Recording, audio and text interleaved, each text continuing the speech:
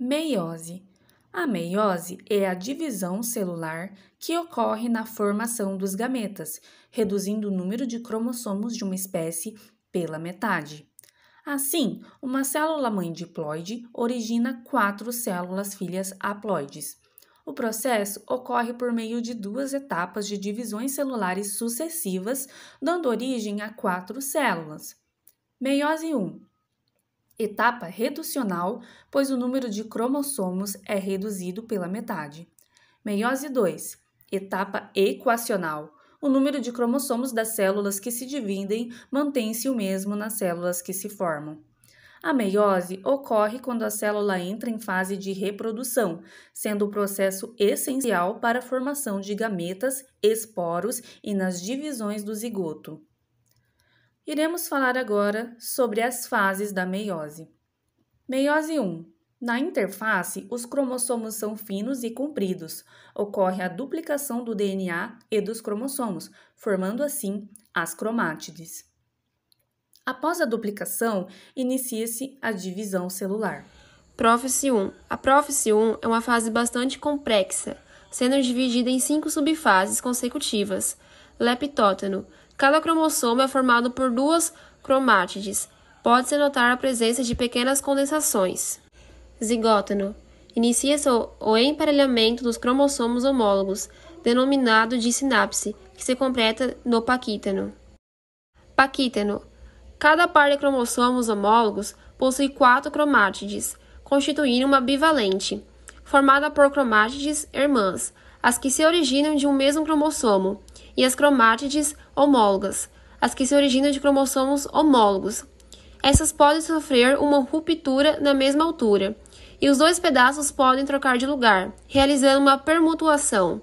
Como os cromossomos são portadores de genes, ocorre uma recombinação genética. Dipróteno. Os cromossomos homólogos começam a se afastar, mas permanecem ligados pelas regiões onde ocorreu a permutuação. Tais regiões constituem os quiasmas. Diacinese. Continua ocorrendo a condensação e separação dos cromossomos homólogos. Com isso, os quiasmas vão escorregando para as pontas das cromátides, processo denominado terminação dos quiasmas. À medida que as fases evoluem, o nucleolo e a carioteca desaparecem. Metáfise 1. A metáfise 1, a membrana celular desaparece. Os pares de cromossomos homólogos se organizam no plano equatorial da célula. Os centrômeros do cromossomo homólogo se ligam às fibras que emergem de centríolos opostos. Assim, cada componente do par será puxado em direções opostas. Então, gente, eu vou falar sobre a anáfase 1. Então, como vocês podem ver, essa aqui é a anáfase 1. Ok. Os cromossomos homólogos separam-se e são puxados para os polos da sua célula, sendo assim guiados para fibras do fuso. E é importante deixar claro que na anáfase 1, os cronômeros, eles não se separam. E as cromátides irmãs, elas sempre permanecem unidas. Então, ressaltando, também tem a telófase.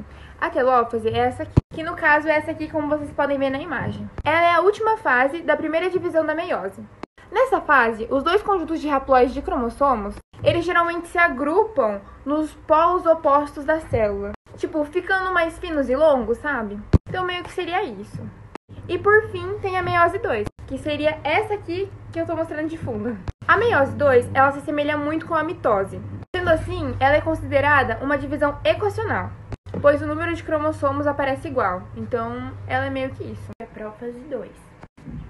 Nesse momento, os cromossomos se condensam e é formado o fuso. Os nucleolos e a membrana nuclear se fragmentam novamente. Inicia-se a metáfase 2. Nessa fase, os cromossomos eles atingem o seu maior grau de condensação.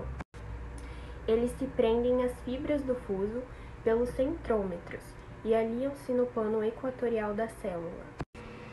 Na anáfase 2, as cromátides irmãs são levadas para os polos. E vale ressaltar que nessa fase ocorre a separação dos centrômetros. Na telófase 2, os cromossomos desespiralizam-se. Os nucleolos surgem novamente e a carioteca se reorganiza. E por fim, ocorre a citocínese e a formação das células filhas.